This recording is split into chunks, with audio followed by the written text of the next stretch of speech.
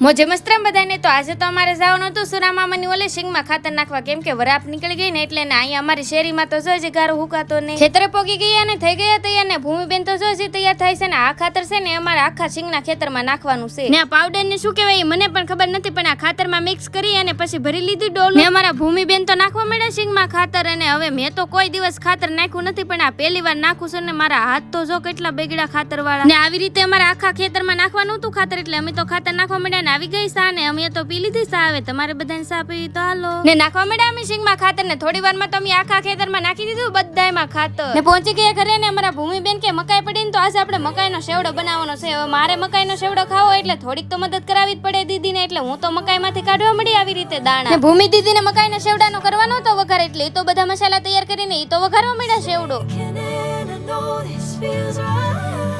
મકાઈનો સેવડો બનીને થઈ ગયો તૈયાર એટલે અમારા નીતાબેન તો ખાવા માંડ્યા ને અમારા ભૂમિબેન પણ ખાવા માંડ્યા ને તમારે બધાને મકાઈનો સેવડો ખાય તો હાલો ને હા વિડીયો ગમ્યો તો લાઈક શેર સબસ્ક્રાઇબ કરવાનું ભૂલતા નહીં બાય બાય.